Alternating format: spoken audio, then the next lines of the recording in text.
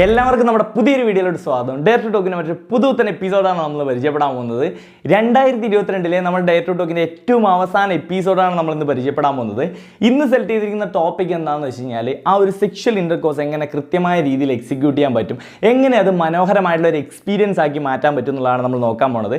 എല്ലാവരുടെ ലൈഫിലും ഉപകാരപ്പെടുന്ന ഒരു വീഡിയോ തന്നെയായിരിക്കും. അതുകൊണ്ട് തന്നെ മസ്റ്റായിട്ട് ഒഴിവാക്കാതെ കാണാൻ ശ്രമിക്കുക എന്നുള്ളതാണ് പറയാനുള്ളത്. എനിവേ ഇപ്പോൾ ന്യൂ ഇയറും കാര്യങ്ങളൊക്കെയാണ്, ന്യൂ ഇയർ റെസൊല്യൂഷൻസുകളൊക്കെ എടുക്കാനുള്ള തിരക്കുകളിലായിരിക്കും പല ആൾക്കാരും. പലരും റെസൊല്യൂഷൻസുകൾ എടുക്കും, 1-2 ദിവസം ചെയ്യും, പിന്നെ അത് മറക്കും.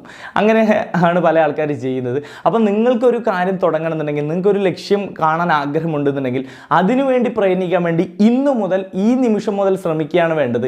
അതിനുവേണ്ടി ഒരു പെർട്ടിക്കുലർ ഡേ ആവശ്യമായിട്ടുണ്ട് ഒന്നും ചിന്തിക്കേണ്ട കാര്യമില്ല.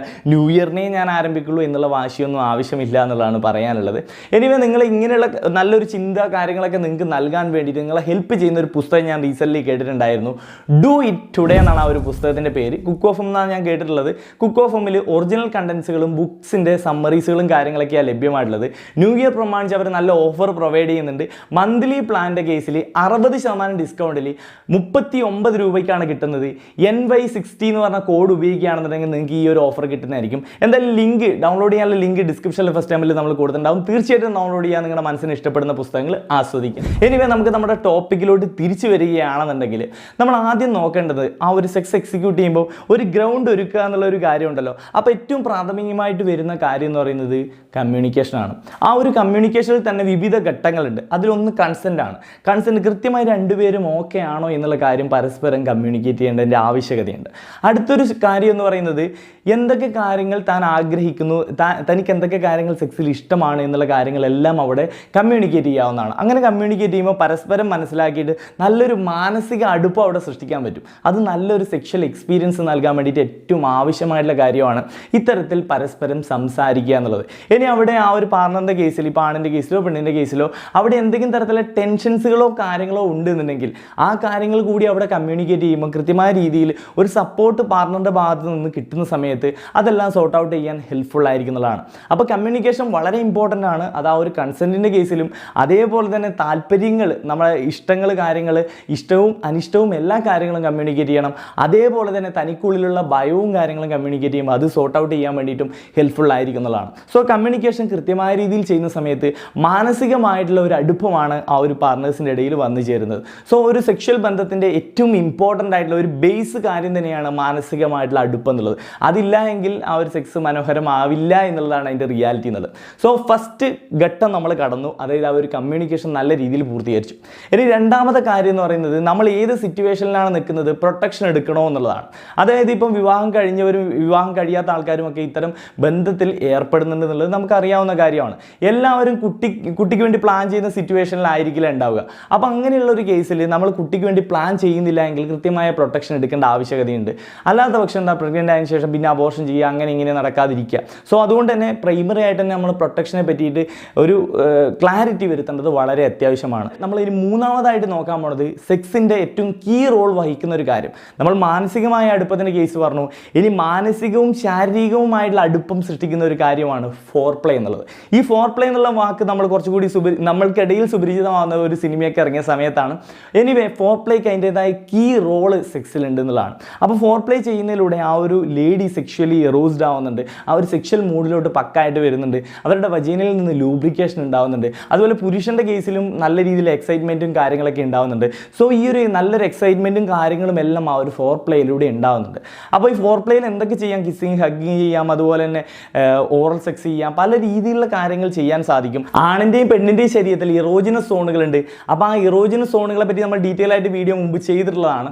സോ അത്തരം ഇറോജിനസ് സോണുകൾ തിരിച്ചറിഞ്ഞ് കൃത്യമായ രീതിയിൽ സ്റ്റിമുലേറ്റ് ചെയ്യുക, അങ്ങനെ നല്ല രീതിയിൽ ഫോർ പ്ലേ എക്സിക്യൂട്ട് ചെയ്യുക എന്നുള്ളതാണ്. സോ അത് ചെയ്തില്ല എങ്കിൽ നല്ല രീതിയിൽ ആ സെക്സ് ആസ്വദിക്കാൻ സാധിക്കുകയില്ല.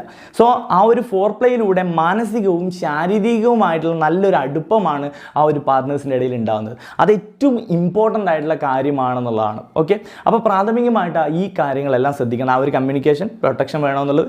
അതുപോലെ തന്നെ ഫോർ പ്ലേയുടെ കേസും നമ്മൾ തീർച്ചയായിട്ടും ആലോചിച്ചിരിക്കണം. ഫോർ പ്ലേയെ പറ്റി ആലോചിച്ചാൽ മാത്രം പോരാ, കൃത്യമായ രീതിയിൽ എക്സിക്യൂട്ട് ചെയ്യണം എന്നുള്ളതാണ് പറയാനുള്ള ഒരു കാര്യം. ഇതിനെല്ലാം ശേഷം ആ ഒരു ബോഡി കൃത്യമായ രീതിയിൽ ആ ഒരു സെക്ഷൽ ഇൻ്റർകോഴ്സിന് വേണ്ടി തയ്യാറെടുത്തിട്ടുണ്ടാവും. ആ ലേഡീൻ്റെ കേസിൽ വജീനയിൽ നിന്ന് ലൂബ്രിക്കേഷൻ ഉണ്ടായിട്ടുണ്ടാവും. പുരുഷൻ്റെ കേസിൽ നല്ല ഇറക്ഷനും കാര്യങ്ങളൊക്കെ വന്ന് നല്ല രീതിയിലൊരു സെക്ഷൽ മൂഡിലും കാര്യങ്ങളിലൊക്കെ ആയിരിക്കും ഉണ്ടാവുക. അപ്പോൾ ഇത്തരം ഒരു സാഹചര്യത്തിൽ സെക്ഷൽ ഇൻ്റർകോഴ്സിലോട്ട് കടക്കാൻ സാധിക്കുന്നുള്ളതാണ്. അപ്പോൾ സെക്ഷൽ ഇൻ്റർകോഴ്സിലോട്ട് കടക്കുന്ന സമയത്ത് നമുക്ക് അവിടെ എന്തൊക്കെ കാര്യങ്ങൾ ശ്രദ്ധിക്കാം? അവിടെ വേണമെന്നുണ്ടെങ്കിൽ എക്സ്ട്രാ ലൂബ്രിക്കേഷൻസുകൾ യൂസ് ചെയ്യാം. എക്സ്ട്രാ ലൂബ്രിക്കേഷൻ എന്ന് പറയുമ്പോൾ അത് കുറച്ചുകൂടി സ്മൂത്തായ രീതിയിൽ സെക്ഷൽ ഇൻ്റർകോഴ്സ് എക്സിക്യൂട്ട് ചെയ്യാൻ ഹെൽപ്ഫുൾ ആയിരിക്കും. അപ്പോൾ അത് ഉപയോഗിക്കുന്ന കാര്യത്തിൽ പ്രത്യേകിച്ച് കൺഫ്യൂഷൻ ഒന്നും ആവശ്യമില്ല. ഉപയോഗിക്കണം എന്ന് നിങ്ങൾക്ക് ഉണ്ടെന്നുണ്ടെങ്കിൽ ഉപയോഗിക്കാം. അതിൽ മോശമായിട്ടുള്ള കാര്യങ്ങളൊന്നുമില്ല. ആ ലിംഗത്തിൻ്റെ പുറത്ത് അപ്ലൈ ചെയ്ത് സെക്ഷൽ ഇൻ്റർകോഴ്സിന് മുമ്പ് അത് അപ്ലൈ ചെയ്തിട്ട് സെക്ഷൽ ഇൻ്റർകോഴ്സ് കാര്യങ്ങൾ എക്സിക്യൂട്ട് ചെയ്യാം. ഇനി ഏതൊക്കെ പൊസിഷനിൽ സെക്ഷൽ ഇൻ്റർകോഴ്സ് കാര്യങ്ങൾ എക്സിക്യൂട്ട് ചെയ്യാം എന്നുള്ളൊരു ചോദ്യമുണ്ട്. അപ്പോൾ നമുക്ക് പ്രൈമറി ആയിട്ട് ചെയ്യാൻ പറ്റിയ ബെസ്റ്റ് സെക്സ് പൊസിഷൻസുകൾ ഏതൊക്കെയാണെന്ന് നോക്കാം. അതൊന്ന് മിഷണറി പൊസിഷൻസ്, അതുപോലെ girl on the top, doggy style, ഇതൊക്കെ വളരെ കോമൺ ആയിട്ടുള്ള സെക്സ് പൊസിഷൻസുകളാണ്. ഇപ്പോൾ ഇതിൽ ഗേൾ ഓൺ ദ ടോപ്പ് ഒക്കെ ആണെന്നുണ്ടെങ്കിൽ അത് ആ ഒരു സ്ത്രീയുടെ കൺട്രോളിലാണ് നടക്കുന്നത്. അപ്പോൾ അവളുടെ ഇഷ്ടത്തിനനുസരിച്ചുള്ള മൂവ്മെൻറ്റും കാര്യങ്ങളും ചെയ്യാൻ പറ്റുന്നുണ്ട്. കുറച്ചും കൂടി നല്ല രീതിയിൽ എക്സിക്യൂട്ട് ചെയ്യാൻ പറ്റിയൊരു പൊസിഷനാണ്. ഈ ഞാൻ പറഞ്ഞ പൊസിഷൻസുകളെല്ലാം നല്ല പൊസിഷൻസ് തന്നെയാണ്, കോമൺ ആയിട്ടുള്ള പൊസിഷൻസുകൾ തന്നെയാണ്. അപ്പോൾ ഇത് കുറച്ചും കൂടി മനസ്സിലാക്കാൻ വേണ്ടി നിങ്ങൾക്ക് പിക്സുകൾ കാര്യങ്ങൾ ഗൂഗിളിൽ സെർച്ച് ചെയ്ത് നോക്കാം. ഞാൻ ഈ പറഞ്ഞ പേരുകൾ സെർച്ച് ചെയ്ത് കഴിഞ്ഞാൽ അതിൻ്റെ പിക്ക് കാര്യങ്ങളെല്ലാം നിങ്ങൾക്ക് കാണാൻ പറ്റും. അപ്പോൾ അത് മനസ്സിലാക്കിയിട്ട് കൃത്യമായിട്ട് എക്സിക്യൂട്ട് ചെയ്യാം. ഇനി ഈ ഒരു സെക്ഷൽ ഇൻ്റർകോഴ്സ് ചെയ്യുന്ന സമയത്ത് പലരുടെ കേസിലും വരുന്ന മറ്റൊരു കൺഫ്യൂഷൻസ് കൂടിയുണ്ട്. ഏത് ഹോളിലൂടെ ചെയ്യണം എന്നുള്ളത്. 3 ഹോളാണ് ലേഡീസിൻ്റെ കേസിൽ ആ ഒരു പ്രൈവറ്റ് ഏരിയയിലുള്ളത്. അപ്പോൾ 3 ഹോളിൽ ഏതിലൂടെ ചെയ്യണം എന്നുള്ളൊരു ചോദ്യമുണ്ട്. അപ്പോൾ കൃത്യമായ രീതിയിൽ സെക്ഷൽ ഇൻ്റർകോഴ്സിന് വേണ്ടിയുള്ള ഓപ്പണിംഗ് എന്ന് പറയുന്നത് വജൈന അല്ലെങ്കിൽ ആ യോനിയുടെ ഓപ്പണിംഗ് ആണ്. ഓക്കെ, അപ്പോൾ ഈ ഒരു ഓപ്പണിംഗ് എവിടെയായിട്ടാണ് വരുന്നത് വെച്ച് കഴിഞ്ഞാൽ ഏറ്റവും മുകളിലായിട്ട് ക്ലിറ്റോറിസ് അല്ലെങ്കിൽ ക്രിസരി ഉണ്ട്. ആ ക്രിസരിയുടെ താഴെയായിട്ട് വരുന്ന ഹോളാണ്, ചെറിയ ഹോളാണ് യൂറിത്ര അല്ലെങ്കിൽ ആ ഒരു മൂത്രനാളി. ആ മൂത്രനാളി പുറത്തോട്ട് ഓപ്പൺ ചെയ്യുന്ന ഭാഗം. അതിനും താഴെയായിട്ട് വരുന്നതാണ് വജൈന എന്ന് പറയുന്നത്. പിന്നെ ഏറ്റവും താഴെ കുറച്ച് ബാക്കോട്ടായിട്ട് വരുന്നതാണ് ഏനസ്, മലദ്വാരം എന്നുള്ളത്. അപ്പോൾ നമ്മളിവിടെ ചെയ്യേണ്ടത് സെക്സ് എക്സിക്യൂട്ട് ചെയ്യേണ്ടത് ആ യോനിയുടെ ഓപ്പണിംഗ് വജൈനയിലൂടെയാണ് ചെയ്യേണ്ടത്. ഓക്കെ, അപ്പോൾ നമ്മൾ ഈ വജൈന തിരിച്ചറിഞ്ഞു കഴിഞ്ഞാൽ നമ്മൾ ആ ഒരു പറഞ്ഞ പെർട്ടിക്കുലർ പൊസിഷൻസ് ആ പൊസിഷൻസ് എക്സിക്യൂട്ട് ചെയ്യാൻ സാധിക്കും. കൃത്യമായ രീതിയിൽ അത് എക്സിക്യൂട്ട് ചെയ്യുക. എക്സ്ട്രാ ലൂബ് കാര്യങ്ങളൊക്കെ വേണമെന്നുണ്ടെങ്കിൽ ഉപയോഗപ്പെടുത്താം. ഇനി ഒരു കാര്യം നമ്മൾ പറഞ്ഞേക്കാം, അതായത് ആദ്യമായിട്ട് ചെയ്യുന്ന സമയത്ത് ചിലപ്പോൾ ഒരു പക്ഷേ ഇറക്ഷൻ പ്രോപ്പറായ രീതിയിൽ ആണിനെ സംബന്ധിച്ച് മാനേജ് ചെയ്യാൻ പറ്റിയെന്ന് വരില്ല. ചിലപ്പോൾ ഇനി ഇറക്ഷൻ കൃത്യമായിട്ടുണ്ടായി, ചിലപ്പോൾ പെട്ടെന്ന് തന്നെ ഇജാക്കുലേഷൻ സംഭവിച്ചു എന്ന് വരാം. അതേപോലെ തന്നെ ലേഡിയുടെ കേസിൽ കുറച്ച് ടെൻഷനും കാര്യങ്ങളൊക്കെ വന്നിട്ട് ആ ഒരു മസിൽസൊക്കെ ടൈറ്റായി നിന്ന് ചിലപ്പം കുറച്ച് പെയിൻ അനുഭവപ്പെട്ടെന്ന് വരാം. സോ ഇതെല്ലാം വളരെ കോമൺ ആയിട്ടുള്ള സംഭവമാണ്. എന്ന് വെച്ചാൽ എല്ലാവരുടെ കേസിലും അത് സംഭവിക്കണം എന്നൊരു നിർബന്ധമില്ല. അപ്പോൾ അതെല്ലാം അങ്ങനെ ടെൻഷനും കാര്യങ്ങളൊക്കെ ഒഴിവാക്കാൻ വേണ്ടിയിട്ടാണ് കൃത്യമായ രീതിയിൽ കമ്മ്യൂണിക്കേറ്റ് ചെയ്ത് ഫോർ പ്ലേ ചെയ്ത് ഒക്കെ കാര്യങ്ങൾ കൃത്യമായി എക്സിക്യൂട്ട് ചെയ്യണം എന്ന് ഞാൻ പറഞ്ഞത്. എനിവേ ഈ ഒരു സെക്ഷൽ ഇൻ്റർകോഴ്സും കാര്യങ്ങൾ ചെയ്ത് രണ്ടുപേർക്കും ഓർഗാസം കിട്ടിയെങ്കിൽ അതിനുശേഷം കുറച്ച് സമയം ബെഡിൽ സ്പെൻഡ് ചെയ്യാം. അതിനുശേഷം ഒരുമിച്ച് പോയി ബാത്ത് ചെയ്യാം. അങ്ങനെ നല്ല രീതിയിലുള്ള ഓർമ്മകൾ സൃഷ്ടിച്ചെടുക്കുക എന്നുള്ളതാണ്. എനിവേ ആ ഒരു സെക്ഷൽ ഇൻ്റർകോഴ്സിൽ ലേഡിയെ സംബന്ധിച്ച് ഓർഗാസം കിട്ടിയില്ലെങ്കിൽ ഒരു ആഫ്റ്റർ പ്ലേ എന്ന നിലയ്ക്ക് ഈ ഫോർ പ്ലേയിൽ ചെയ്ത ഓറൽ സെക്സും കാര്യങ്ങളൊക്കെ ചെയ്ത് വേണമെന്നുണ്ടെങ്കിൽ ആ ക്ലിറ്റോറിസ് ഫിംഗേഴ്സ് കൈകൾ ഉപയോഗിച്ചുകൊണ്ട് സ്റ്റിമുലേറ്റ് ചെയ്യാം, അല്ലെങ്കിൽ ഓറൽ സെക്സിലൂടെ സ്റ്റിമുലേറ്റ് ചെയ്യാം, അല്ലെങ്കിൽ ഫിംഗറിങ് ചെയ്ത് കൊടുക്കാം. അങ്ങനെ പാർട്ണറിന് ആ ഒരു ലേഡി പാർട്ണറിന് ഒരു ഓർഗാസം നേടിക്കൊടുക്കാൻ ശ്രമം നടക്കണം എന്നുള്ളതാണ്. എനിവേ കാര്യങ്ങൾ അത്യാവശ്യം ക്ലിയർ ആയിട്ടുണ്ടെന്ന് വിശ്വസിക്കുന്നു. അപ്പോൾ ഇൻ്റർകോഴ്സ് എങ്ങനെ ബെറ്റർ ആയിട്ട് ചെയ്യാം, ആ ഒരു സെക്ഷൽ അനുഭവം എങ്ങനെ മനോഹരമാക്കാം എന്നുള്ളതാണ് നമ്മൾ ഇന്നത്തെ വീഡിയോയിലൂടെ പരിചയപ്പെടുത്താൻ ശ്രമിച്ചിട്ടുള്ളത്. അത്യാവശ്യം കാര്യങ്ങളെല്ലാം ക്ലിയർ ആയിട്ടുണ്ടാവുമെന്നാണ് വിശ്വസിക്കുന്നത്.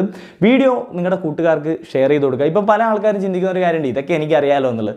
നിങ്ങൾക്കറിയാമായിരിക്കും എന്ന് കരുതി ബാക്കി എല്ലാവർക്കും അറിയാമെന്ന് ചിന്തിക്കരുത്. കാരണം ഒരുപാട് പ്രശ്നങ്ങൾ നമ്മുടെ സമൂഹത്തിൽ ഈ ഒരു സോണിലുണ്ട്. കാരണം ഇതിനെപ്പറ്റി സംസാരിക്കാത്തതുകൊണ്ട് തന്നെ തുറന്ന സംസാരങ്ങൾ പലയിടത്തും ഉണ്ടാവുന്നില്ല എന്നുള്ളതാണ്. പലരും തെറ്റായ ധാരണകളാണ് മനസ്സിൽ സൃഷ്ടിച്ചു വെച്ചിരിക്കുന്നത്. ഓക്കെ, അപ്പോൾ അതെല്ലാം ക്ലിയർ ചെയ്യാൻ വേണ്ടിയിട്ട് ഇത്തരം വീഡിയോസുകൾ ഹെൽപ്ഫുൾ ആയിരിക്കും. അപ്പോൾ തീർച്ചയായിട്ടും നിങ്ങളുടെ കൂട്ടുകാരിലേക്ക് ഷെയർ ചെയ്ത് കൊടുക്കുക. നിങ്ങൾക്ക് ഈ വീഡിയോ ഉപകാരപ്പെട്ടെങ്കിൽ തീർച്ചയായിട്ടും ലൈക്ക് ചെയ്യുക, വലിയേറെ കമൻറ്റുകൾ രേഖപ്പെടുത്തുക, ടോപ്പിക് ഐഡിയസുകളുണ്ടെങ്കിൽ ഷെയർ ചെയ്യുക. ഇൻസ്റ്റാഗ്രാമിലൂടെ ഫോളോ ചെയ്തേക്കാൻ ഇതിൻ്റെ നിരപ്പെന്നുള്ളതാണ് ഐഡിയ. അതിൻ്റെ ലിങ്ക് ഞാൻ എന്തായാലും ഡിസ്ക്രിപ്ഷനിൽ കൊടുത്തിട്ടുണ്ടാവും. അപ്പോൾ അതൊക്കെ തന്നെയുള്ളൂ. മറ്റൊരു നല്ല വീഡിയോയിൽ വീണ്ടും കാണാൻ പറ്റുമെന്ന് പ്രതീക്ഷയോടെ നിർത്തുകയാണ്. ഇറ്റ്സ് മീൻ ഇതിൻ്റെ see you tomorrow. Bye by.